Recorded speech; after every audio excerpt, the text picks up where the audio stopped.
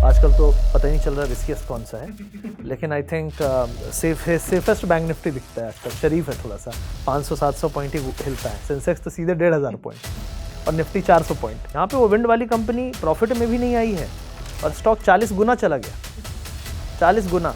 मैंने कहा उठ यार, उठ जा यार, कब से बैठा हुआ है, क्या कर रहा है, ये तो टेक्निकल बाउंस आना चाहिए। This video is made for educational purposes only and are not meant for financial advice. Viewers are recommended to consult registered financial and investment advisors before making any investment. We disclaim all liability for any loss or damage as a result of any investment that you may consider. We do not promote any finance or investment related courses or products through this channel. अच्छा, आपने hedging की बात करी थी, तो मैं चाहता हूँ हमारी जो ऑडियंस है ना बहुत सिंपल लैंग्वेज में समझे। मैं आपको एक केस सिनेरियो देता हूँ, ठीक है। एक ट्रेडर है, ठीक है, उसको लगता है बैंक निफ्टी ना बुलिश जाएगा 300 पॉइंट या 400 पॉइंट, तो वो एक पुट सेल करता है, पुट बेचता है। बट अब उसको उसके साथ प्रोटेक्शन भी चाहिए। सपोज पुट बेचता है वो 100 रुपये की, आप कुछ भी एज्यूम कर सकते हैं हम। और अगर उसको हेज करना है, प्रोटेक्ट करना है, तो वो कितने की पुट बाय करे, वो कैसे चेक करे कि मेरे को अगर मैंने 100 रुपये की पुट बेची है, कोई भी डेल्टा की पुट बेची है, मैं कैसे उसके साथ पुट बाय करूंगा in a very simple language. Okay ठीक। देखो, मैं थोड़ा टेक्निकल लैंग्वेज भी बताऊंगा, सिंपल भी बताऊंगा, ठीक है। जैसे मैं अगर टेक्निकली देखूं तो अगर मैंने पुट बेची है, मैं मान लेता हूं मैंने एट द मनी बेच दी, मुझे लगता है यहाँ से 300 पॉइंट ऊपर जाएगी, अभी गई नहीं है ना, आपके क्वेश्चन के हिसाब से अभी गई नहीं है, तो यहाँ से जाएगी, तो इसका मतलब हम जिस यहाँ पे खड़े हुए हैं, हम एट द मनी पे खड़े हुए हैं, उसका डेल्टा 0.5 होगा। 0.5 डेल्टा मतलब डेल्टा एक बार एक्सप्लेन कर दीजिए। अच्छा ओके, डेल्टा एक्सप्लेन कर देता हूँ। डेल्टा वो रेट ऑफ चेंज है जब कोई भी इंस्ट्रूमेंट, मान लो बैंक निफ्टी चेंज होता है 100 पॉइंट से, तो अगर 0.5 का डेल्टा है तो इसका मतलब 50 पॉइंट से वो ऑप्शन भी चेंज होगा। ये rate of change in option price with respect to instrument, that is delta. Okay, अब क्या होता है कि जब मैंने एट द मनी का डेल्टा बेचा है 0.5, तो जब पहला 100 गया तब तो वो 50 गिर रहा है, बट जब अगला 100 जाएगा तो अभी आउट ऑफ द मनी जा चुका है, अभी एट द मनी नहीं है, तो इसका डेल्टा और 0.4 या 0.35 पहुंच गया होगा, तो और स्लो गिरेगा, फिर और स्लो गिरेगा, फिर और स्लो गिरेगा। इसी वजह से हम बोलते हैं कि जब हम ऑप्शन सेलिंग कर रहे हैं ना, तो आपको चुनना है कि आपको ज़्यादा पॉइंट्स कमाने हैं कि ज़्यादा सेफ्टी रखनी है। कई सारों को देखा होगा आपने कि अगर मार्केट यहाँ है तो वो 200-300 पॉइंट अवे का बेचते हैं, फिर वो बोलते हैं यार मार्केट थोड़ी ऊपर जा रही है बट मेरे को प्रीमियम में गेन ही नहीं हो रहा, थीटा डिके ही नहीं हो रहा। भाई उसकी सेंसिटिविटी बहुत लो है और उससे आज जीरो नहीं होना है, उसको एक्सपायरी के दिन जीरो होना है, इस वजह से आप नहीं कमा पा रहे हो। तो इसीलिए लोगों को जो ज़्यादा एक्सपीरियंस हो गए वो एट द मनी या थोड़ा सा इन द मनी या 500 पॉइंट इन द मनी भी ट्रेड कर रहे हैं, बट वेरी एक्सपीरियंस पीपल, क्योंकि आप जितना इन द मनी में जाओगे उसकी सेंसिटिविटी उतनी बढ़ेगी अगेंस्ट में भी। सिर्फ प्रॉफिट साइड थोड़ी देखना है, लॉस साइड भी तो है। अगर वो पलटी और आपके एरिया में नहीं गई तो आपको उतनी ही तेजी से लॉस देगी। तो डेल्टा वाइज भी कई लोग हेजिंग करते हैं कि अगर मैंने 0.5 डेल्टा को सेल कर रखा है तो कई लोग 0.25 डेल्टा के हेज को बाई कर लेते हैं। ये बिल्कुल रेगुलर प्रैक्टिस है। मतलब पुट सेल कर रखी है तो क्या बाय कर लेते हैं? जैसे मान लो 0.5 डेल्टा का पुट कौन सा हुआ, हम इमेजिन कर लेते हैं कि 52,000 रुपये, 52,000 की जो स्ट्राइक है ना वो 0.5 डेल्टा पे, तो जो हम नीचे देखेंगे तो 51,700 या 51,600 की 0.25 डेल्टा पे होगी। ये हेजिंग अगर डेल्टा वाइज करोगे तो आप क्या होगा, जब मार्केट नीचे गिरेगी ना तो दोनों के डेल्टा पे फर्क पड़ेगा, तो आप थोड़ा बहुत इसमें सेफ गार्ड रह सकते हो। अगर बिल्कुल नॉमिनल बेसिस पे बात करूँ, आपको कुछ भी दिमाग नहीं लगाना ना, तो हमेशा अपने हेज को बैंक निफ्टी में 300 पॉइंट और निफ्टी में 150 से 100 पॉइंट पे रखो, तो ही आप थोड़ा सेफ्टी रख रहे हो हेज की। अदरवाइज आप इससे दूर गए ना तो आप मार्जिन बेनिफिट रखने वाले हो, क्योंकि आजकल प्रीमियम अब उतने बड़े नहीं रहे, और जैसे जैसे विक्स और डाउन जाएगी तो मुझे लगता है 2 महीने में प्रीमियम और कुछ नहीं बचेंगे, बिल्कुल बायर्स की मार्केट आ जाएगी विक्स 10 पे। तो आपको हेजेस को थोड़ा सा डेल्टा वाइज और नॉमिनल लैंग्वेज में बैंक निफ्टी में 300 पॉइंट और निफ्टी में 100 से 150 पॉइंट। निफ्टी में तो आप 200 पॉइंट दूर चले गए तो आप ऑलरेडी मार्जिन बेनिफिट वाले लीग में जा चुके हो, क्योंकि 200 पॉइंट दूर निफ्टी में तो कुछ नहीं है, और अगर एक्सपायरी के नियर कुछ ऐसा कर रहे हो तो शायद 200 पॉइंट दूर वैसे ही कुछ ना मिले, तो और 100 पॉइंट पे आना पड़ेगा आपको। तो निफ्टी 100, बैंक निफ्टी 300, ये हेजिंग फिक्स रख लो एक नए बंदे के लिए। लक्ष्य जी, आपसे एक क्वेश्चन है। जैसे अभी आपने बात करी, अब एवरीडे एक्सपायरी होती है, अब मिड कैप की भी है, निफ्टी, बैंक निफ्टी, अब सेंसेक्स है, बैंक एक्स भी आ चुका है। और एक ट्रेडर जो इतने टाइम से बैंक निफ्टी या निफ्टी में ट्रेडिंग कर रहा है, और अब हम देखते हैं काफ़ी सारे P&Ls बड़े बड़े इन्फ्लुएंसर्स के बाद कोई मिड कैप भी करता है, कोई, चलो वो तो खैर ट्रेंड है, कोई सेंसेक्स भी करता है। तो क्या ये जो मल्टीपल एक्सपायरीज में ट्रेड करना है, क्योंकि हमने तो सुना है अगर आप एक ही जगह प्रैक्टिस करोगे आप वहीं अपना रिवॉर्ड पाओगे, तो इज इट गुड? क्या ये पीछे से एक जुआ खिलाया जा रहा है?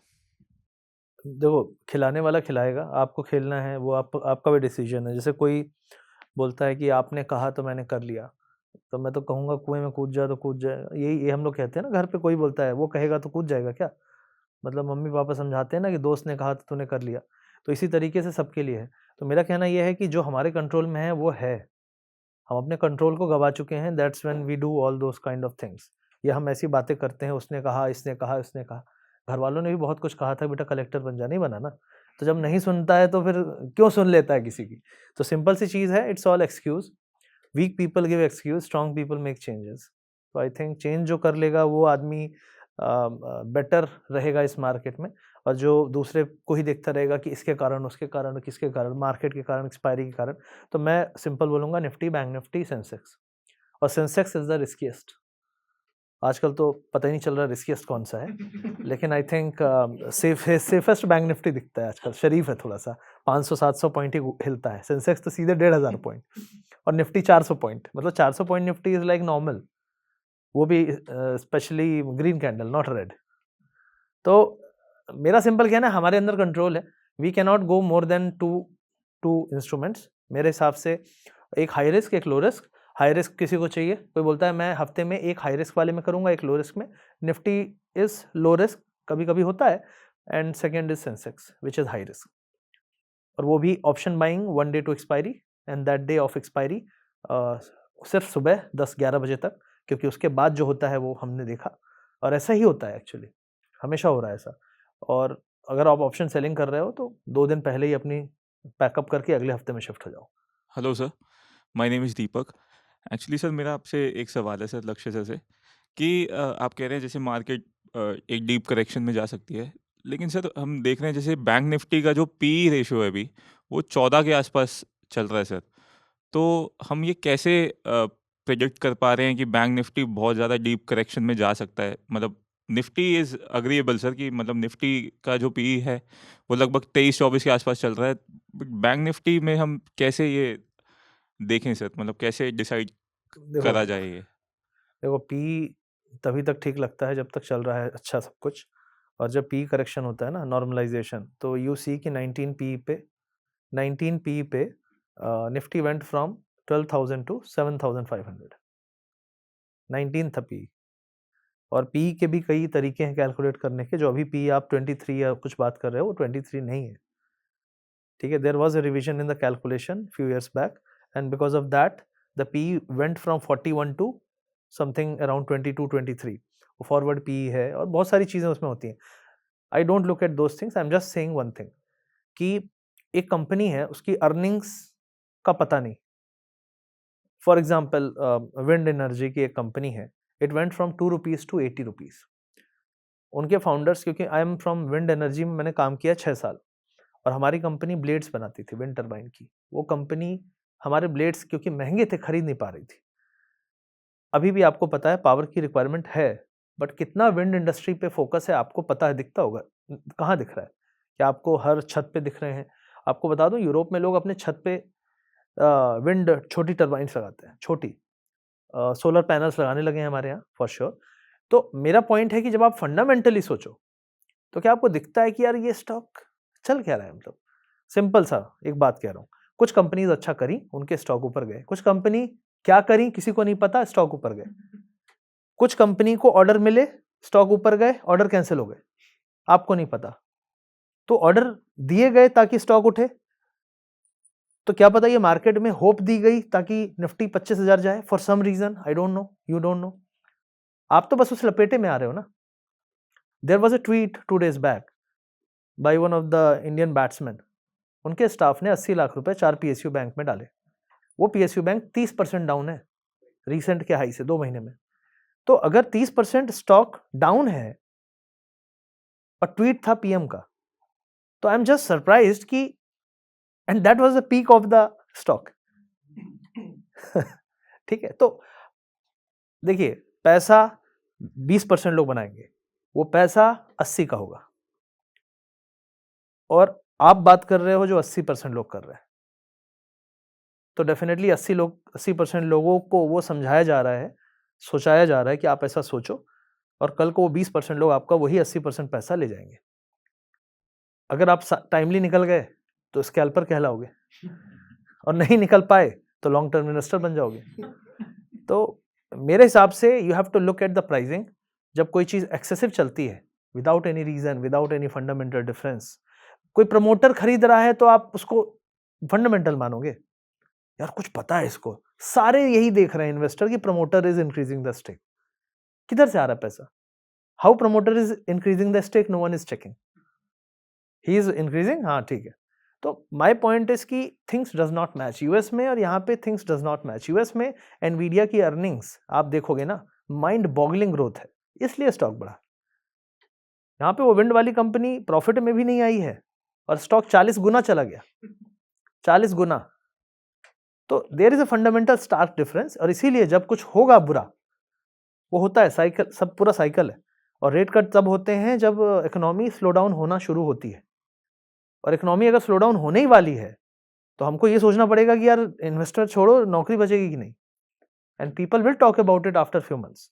2007 and this bull market is out of like कि हर आदमी, गली मोहल्ले, हर आदमी घुसा हुआ है। 16 करोड़ डीमैट अकाउंट्स हैं। This is not normal, this is something like कि कहते हैं ना, जहां हर आदमी चल दे समझ लो उसकी वैल्यू कम होने वाली है। यही होता है ना, हम लोग बोलते हैं अरे यार ये नौकरी, इसमें सैचुरेशन आ गया है, मार्केट में नहीं आएगा। और जब आएगा तो क्या करोगे? तो कुछ सेक्टर में तो ऑलरेडी करेक्शन हो चुका है, जो नहीं हुए हैं यू हैव ए चांस। मेरे हिसाब से देखो, कई लोग बोलेंगे ये तो जाता ही आ रहा है ना, तुम तो 2 महीने से बोल रहे हो। मैंने क्या बोला? जब आएगा ना तो ऐसा आएगा जैसा कोविड में था, फिर आप सह नहीं पाओगे कि 400 का स्टॉक 40 रुपए मिल रहा है, क्या करूं मैं तो लुट गया। कोई नहीं खरीदेगा फिर तब कोई नहीं खरीदेगा, तो प्रिपेयर फॉर दैट। कैपिटल उसी के लिए टॉप बचा आप, रहे हैं सर। मैं कह रहा हूं आप जब टॉप, टाइम आए। आज के समय में 100 का स्टॉक 1000 चल रहा है, वो 1500 भी चला गया, कोई दिक्कत नहीं। लेकिन 1400 में खरीदने वाले को 700 में साफ हो गया 50%, वो झेल नहीं पाएगा। और यही हुआ है, वो स्टोरी जो मैंने आपको बताई, it is a real story. Later that tweet was deleted, but उसका वायरल हो गया, सबको आ रहा है, but that is the truth. उस बंदे ने 1 करोड़ रुपए उसको रिटायरमेंट बेनिफिट मिले, 80 लाख रुपए 4 बैंकों में डाल दिए पीएसयू में, 25% डाउन है। झेल पा रहा है? वो नहीं झेल पा रहा है। तभी तो उसके बॉस ने ट्वीट किया ना कि भाई वो तो आदमी पागल हो रहा है 25% लॉस में। So nobody is ready for 25% loss, that's why they will lose more than 25%, because nobody is ready. अरे नहीं आएगा करेक्शन, कभी नहीं आएगा। ये तो वही बात हो गई कि रात कभी होगी ही नहीं, दिन कभी होगा ही नहीं, मार्केट कभी नीचे जाएगा ही नहीं। तो ये साइकोलॉजी बहुत खराब हो चुकी है मेरे हिसाब से। एंड बड़े बड़े दुनिया के सबसे बड़े फंड्स बोल रहे हैं be ready for a mediocre returns और no return for next 5 years. ये सुना है आपने? नहीं सुना होगा, कोई नहीं बोलेगा इसको। दुनिया के सबसे बड़े फंड्स बोल रहे हैं, परसों नर्सों, ब्लैक रॉक और ये सारे बोलना शुरू कर दिए अपने क्लाइंट्स को, बिकॉज उनकी ड्यूटी है अपने क्लाइंट्स को बोलना। ये क्लाइंट्स कहते हैं ना फंड मैनेजर है, तो फंड मैनेजर का काम है ये सब बोलना, सेटिंग एक्सपेक्टेशन। तो जो ये चल रहा है, दिस इज पार्टी। तो पार्टी फॉर इंडिया ये state global, global means global. और ग्लोबल में जहाँ पे जॉब नहीं है, जहाँ पे बेसिक नीड्स में प्रॉब्लम्स हैं, तो वहाँ पे तो definitely there will be problem. और जब 16 करोड़ लोगों ने अपने पैसे स्टॉक मार्केट में डाल दिए हैं, तो रियल प्रोडक्टिविटी, रियल बिजनेसेस में वो पैसे कैसे आएंगे? आपको पता है बैंक्स के डिपॉजिट कम हो रहे हैं, बैंक्स हाथ जोड़ के फ़ोन कर रहे हैं, सर रखे रहो, इंटरेस्ट ज़्यादा देंगे, मत निकालो, क्योंकि वो सारा पैसा चला गया स्टॉक मार्केट में। अब बैंकों को वो पैसा लेना पड़ेगा आरबीआई से एट ए हायर रेट, क्योंकि आपको देते हैं 4%, लोन बांटते हैं 12 में, डिफरेंस बड़ा है। आरबीआई देती है 7% पे, लोन बांटते हैं 12 पे, डिफरेंस कम है। तो जब कम डिफरेंस में तो धंधा कम हुआ, तो बैंक ऊपर कैसे जा रहा है? कोई सोचता नहीं इसके बारे में, लेकिन सोचेंगे एक दिन। तो दिस इज द थिंग। देखो, truth will never be accepted in any society, it will only be called a calamity once it, जब घटना घट गई ना, उसके बाद बोलेंगे अरे बर्बाद हो गए। तो this is what is happening. This is the my दिल से मेरी 2 मिनट की बात है, जो इस पूरी इकोनॉमी और स्टॉक मार्केट के बारे में। जब ये होगा, क्योंकि मैं तब बोलूंगा ना तो मैं एक खराब इंसान कहलाऊंगा कि देखो मजाक उड़ा रहा है हमारे उस पर। लेकिन जब नहीं हुआ है तो पागल कहलाऊंगा, क्योंकि लोग मानेंगे नहीं ना, क्योंकि सच है। लेकिन बोलना पड़ेगा किसी को, और सुनने वाले सुन रहे हैं, समझ रहे हैं, अच्छी बात है। Talking about options, actually sir हम FII का फ्यूचर डेटा देखते हैं, जैसे NSE की वेबसाइट पे आता है, रोज आता है, रोज अपडेट रोज होता है। आता है। तो अभी सर जैसे उसका जो परसेंटेज है वो लगभग 75% के आसपास हुआ है, वो कल ही हुआ है, मतलब उससे पहले वो 67 के आसपास चल रहा था। तो सर पिछली बार भी ऐसे कुछ 2 महीने पहले, जून एंड में, जुलाई एंड में भी हमने ये वाली चीज़ देखी थी कि वो 81% पे FII का डेटा आ गया था। टॉप कर गया था। लेकिन वो मार्केट उस टाइम पे ऐसे गिर ही नहीं रही थी, मतलब एक्सपेक्टेड था कि मार्केट अब गिरेगी, क्योंकि इससे Right. ज़्यादा तो और ऊपर ही नहीं जा सकती, मतलब Right. ऊपर जाने का स्कोप थोड़ा हाँ, कम हाँ, है। हाँ, हाँ। लेकिन मैंने भी वो पोजीशन बनाई थी और मैंने भी बेयरिश पोजीशन बनाई थी, लेकिन वो इतना टाइम ले गई वो पोजीशन लेके नीचे होने को, और एक एक्सपायरी के दिन ऐसा भी एक मूव आया था कि वो बहुत मेजर गैप अप हो गया था और वो उसी लेवल पे वापस आ गया था। राइट तो मतलब आई ऑल्सो सफर्ड, बहुत ज़्यादा यस लॉस उस पे मेरा हुआ था। लेकिन तो मुझे सर ये पूछना है कि ऐसे में हम क्या करें ऐसे सिचुएशन में, जब हमें पता भी है कि मार्केट नीचे आनी चाहिए, बेयरिश पोजीशन भी हमने बनाई, और यही हमने पास्ट में भी ऐसे सीखा है। जब मैं भी सीख रहा था तो उस टाइम पे मैं भी यही सब चीज़ें देखता था। लेकिन अभी पिछले 4-5 महीने से पता नहीं ऐसा कुछ हो रहा है कि मतलब रिटर्न पे हम जाते हैं और देखते भी हैं कि रिटर्न, लेकिन जब जिस टाइम पे हमें बुक करना होता है वो एक्सपायरी या एक दिन बिफोर एक्सपायरी, तो सर लॉसेस देखने देखो पड़ते हैं। आप ना इकोनॉमी के बारे में मत सोचो, एफआईआई के बारे में मत सोचो। आप ये सोचो आपका एंट्री ले लिया, टारगेट इतना है, निकल जाओ, बंद कर दो। आप इकोनॉमिस्ट नहीं हो, आप एफआईआई डेटा एनालिस्ट नहीं हो। बिग प्लेयर्स इसी पे तो खेल रहे हैं ना। वो बोल रहे हैं इनको और समझदार बनने दो, इनको सारे इंडिकेटर सिखा दो। वो इंडिकेटर का ओवरसोल्ड आए उससे पहले उठा दो, और ओवरबॉट आए उससे पहले गिरा दो, या कई बार ओवरबॉट आए उसके बाद और ओवरबॉट रखो 3 दिन, क्योंकि 3 दिन बाद एक्सपायरी है, उस दिन गिराएंगे। So they have money power, they can plan anything. F I I data आप भी देख सकते हो, मैं भी देख सकता हूँ। मैंने एक चीज देखी, 6 महीने 5 महीने पहले एफआईआई डेटा बढ़िया काम कर रहा था, अच्छा काम कर रहा था। अभी जो है FII data is not working since last 15-20 days, seriously not working. Because मैंने तो उसको 1.5 साल से पढ़ाई की है, तो मैं देख रहा हूँ 2 महीने से इट इज रियली मतलब बहुत ऑकवर्ड है। लेकिन कई बार आप बोलोगे आज बुलिश डेटा था और मार्केट कल, आज का डेटा था, तो आज का डेटा था अगर बुलिश, तो क्या मार्केट हिला? यस, मार्केट हिला फ्राइडे को, और डेटा बुलिश था जो आया अभी। तो वो डेटा उस मूव का डेटा था, किसी ने वो पोजीशन बनाई तभी तो गया ना। अगर वो पोजीशन नहीं बनती तो ऊपर नहीं जाता। मतलब वो चीज जो हो गई है उसका डेटा है। इट डज नॉट गारंटी कि कल क्या होगा, it is not a guarantee. तो पॉइंट इज कि अब बोलो कि मंडे को भी डेटा बुलिश है, हम बुलिश जाएंगे, नहीं।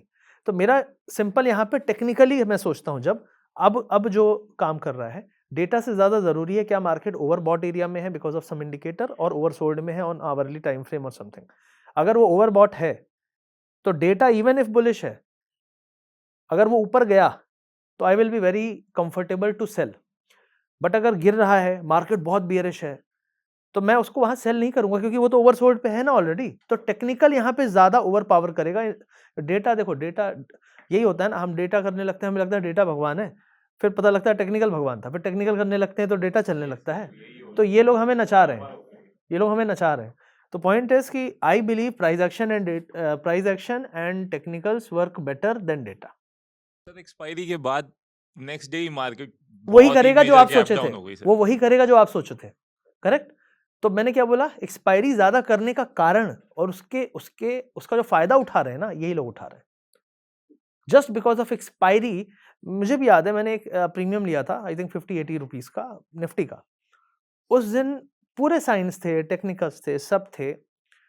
उस दिन मेरा लॉस हुआ था। मैंने कहा उठ यार, उठ जा यार, कब से बैठा हुआ है, क्या कर रहा है, ये तो टेक्निकल बाउंस आना चाहिए। 50-60 रुपए का था वो प्रीमियम। मैंने सोचा अगले में शिफ्ट हो जाऊं, नहीं हूं, शिफ्ट हो जाऊं, नहीं हूं, मैं डिलेमा में था। I traded with the same day expiry, वो 80 रुपीज से आके 40 आ गया, मैं निकल गया। मैंने कहा भाई दिस इज ऑल, मेरी लिमिट इतनी है।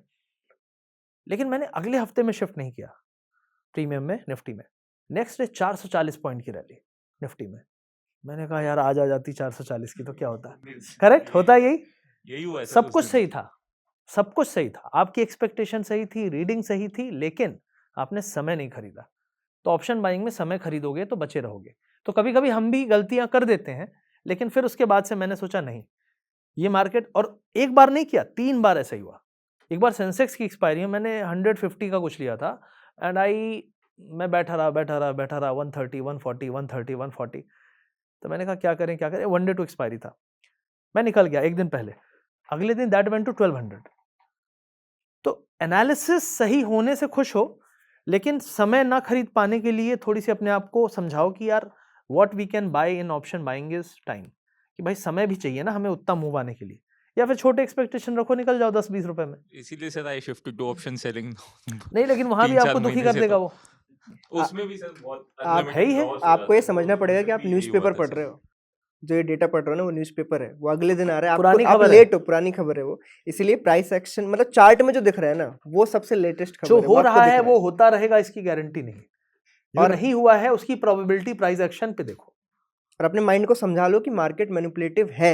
है आप समझ रहे हो ना कि डेटा पढ़ लिया, मैं सब सही हूँ, मैंने पढ़ाई लिखाई कर रही है, पेपर में पास हो जाऊंगा। नहीं, पेपर किसी और के हाथ में है। वो मुझे कभी भी लगता पेपर का क्वेश्चन बदल मुझे देगा। लगता था कि मार्केट मैनिपुलेट किया जाता है, तो ये बोलूंगा तो लोग हंसेंगे। बट है। अभी मुझे लगता है कि ये मैं बोलूंगा और जिसको हंसना है हंसो, ये सत्य है और सबको ये पता होना चाहिए कि मार्केट मैनिपुलेटिव है, क्योंकि 10% लोग 90% का पैसा खाने को बैठे हैं और ये हर फील्ड में है।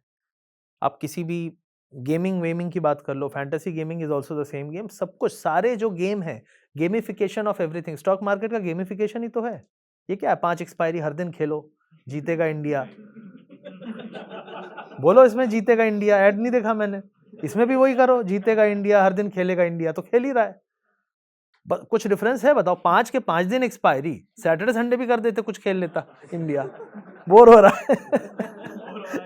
हाँ, तो seriously this is truth, this is truth. और ये सारी चीजें पिछले 1.5-2 साल में हुई हैं, क्योंकि इंडिया को चाहिए हर दिन कुछ ना कुछ खेलने के लिए। So even cryptos are now coming, FIU registration मिल रहा है सब, तो वो तो 24/7 कर दिया ना उसे।